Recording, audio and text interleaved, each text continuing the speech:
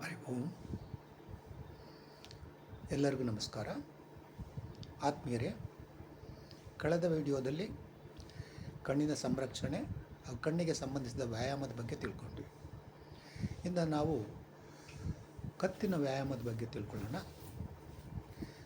ಕತ್ತು ನೋವು ಬರಲಿಕ್ಕೆ ಕಾರಣ ಏನು ಮತ್ತು ಅದಕ್ಕೆ ಪರಿಹಾರವಾಗಿ ನಾವು ಯಾವ ರೀತಿಯ ಒಂದು ಎಕ್ಸಸೈಸನ್ನು ಮಾಡಬೇಕು ಅನ್ನೋದ್ರ ಬಗ್ಗೆ ಗಮನ ಹರಿಸೋಣ.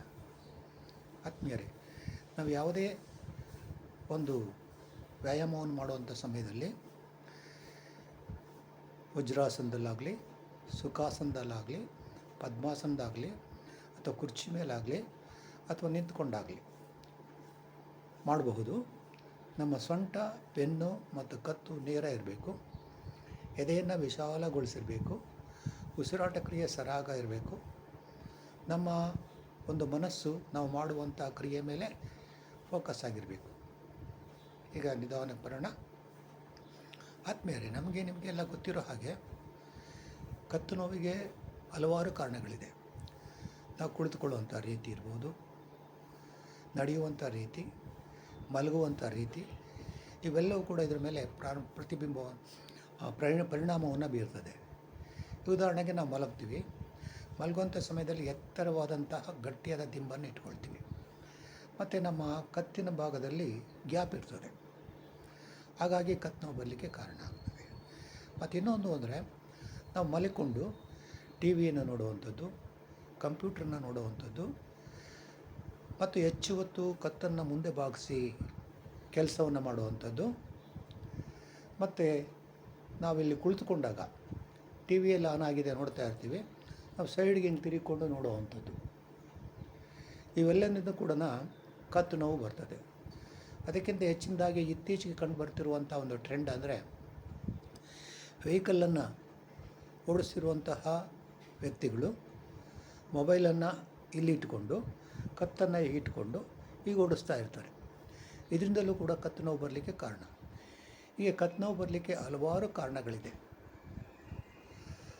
ಅದರಿಂದ ನಾವು ಈ ಕತ್ತು ನೋವನ್ನು ನಿವಾರಣೆ ಮಾಡಲಿಕ್ಕೆ ಕತ್ತಿಗೆ ಏನೆಲ್ಲ ಎಕ್ಸಸೈಸ್ ಮಾಡ್ಬೋದು ಅನ್ನೋದನ್ನ ಈಗ ತಿಳ್ಕೊಳ್ಳಿಕ್ಕೆ ಪ್ರಯತ್ನ ಪಡೋಣ. ಮೊದಲನೇದಾಗಿ ನೇರ ಕೂತಿದ್ದೀವಿ. ಸೊಂಟ, ಬೆನ್ನು, ಕತ್ತು ನೇರ ಇದೆ. ದೀರ್ಘವಾಗಿ ಉಸಿರಾಟ ತಗೋಬೇಕು ಮತ್ತು ನಮ್ಮ ಮನಸ್ಸನ್ನು ಇಲ್ಲಿ ಕೇಂದ್ರೀಕರಿಸಬೇಕು. ಕಣ್ಣನ್ನು ಮೃದುವಾಗಿ ಮುಚ್ಚಿಕೊಂಡು ಇಲ್ಲಿ ಮನಸ್ಸನ್ನು ಕೇಂದ್ರೀಕರಿಸೋಣ. ನಿಧಾನಕ್ಕೆ ಉಸಿರು ತಗೊಳ್ಳೋಣ. ಈಗ ಮುಂದೆ ಹಿಂದೆ ಬಾಗುವಂಥದ್ದು.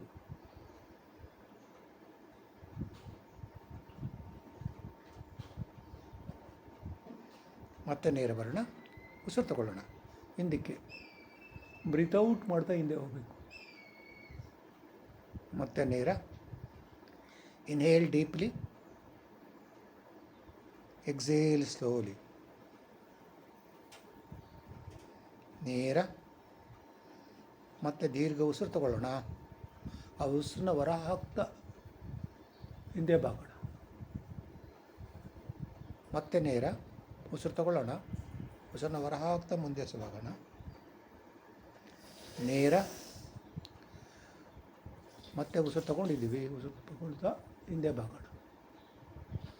ಆತ್ಮೀಯರೇ, ನಾವು ಮಾಡುವಂತಹ ಈ ವ್ಯಾಯಾಮ ಇದೆಯಲ್ಲ, ಉಸಿರನ್ನ ಸಮೇತ ಮಾಡಿದಾಗ ಅದು ನಮಗೆ ಹೆಚ್ಚಿನ ಲಾಭವನ್ನು ಕೊಡ್ತದೆ. ಹಾಗಾಗಿ ನಾವು ಆ ಕಡೆಯೂ ಕೂಡ ಫೋಕಸ್ ಮಾಡಬೇಕಾಗ್ತದೆ. ಈಗ ಒಂದಾಯಿತು. ಈಗ ಅಕ್ಕಪಕ್ಕ ಮಾಡೋಣ. ದೀರ್ಘ ಉಸಿರು ತಗೊಳ್ಳೋಣ. ನೇರ ಕೂತಿದ್ದೀವಿ. ಉಸಿರನ್ನ ಹೊರ ಹಾಕ್ತಾ ನೇರ. ಮತ್ತೊಮ್ಮೆ ಉಸಿರು ತಗೊಳ್ಳೋಣ. ಎಡಕ್ಕೆ ಬಲ, ಎಡ, ನೇರ, ಬಲ,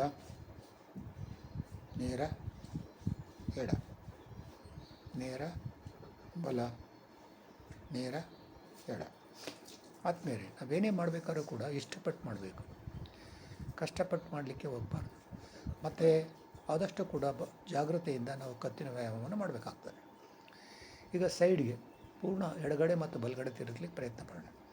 ದೀರ್ಘ ಉಸಿರು ತಗೊಳ್ಳೋಣ. ಉಸಿರನ್ನ ಹೊರ ಹಾಕ್ತಾ ಎಡಕ್ಕೆ.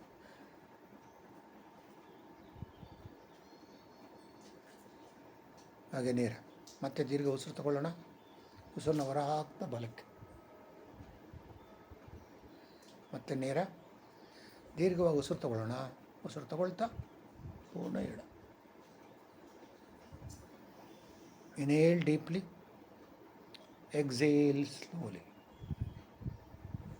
Inhale deeply, exhale slowly.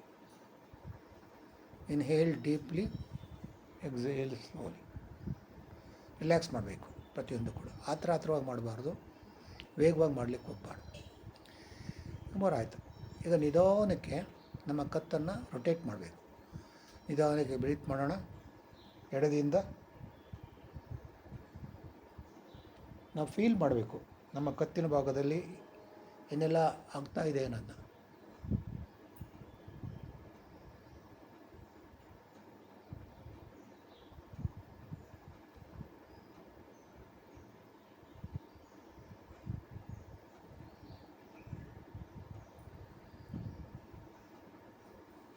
Aunty clock wise.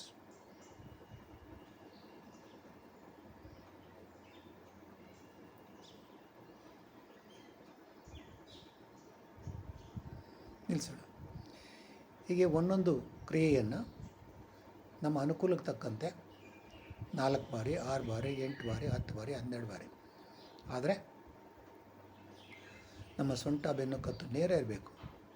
ಮತ್ತು ನಾನು ಮೊದಲೇ ತಿಳಿಸಿದಾಗೆ ನಾವು ಯಾವ ಆಸನದಲ್ಲಿ ಬೇಕಾದ್ರೂ ಕೂತ್ಕೋಬೋದು, ಆದರೆ ನೇರ ಇರಬೇಕು. ಮತ್ತು ಮನಸ್ಸನ್ನು ನಾವು ಮಾಡುವ ಸ್ಥಳಕ್ಕೆ ಫೋಕಸ್ ಮಾಡಬೇಕು. ಉಸಿರಾಟ ಕ್ರಿಯೆ ಸರಾಗ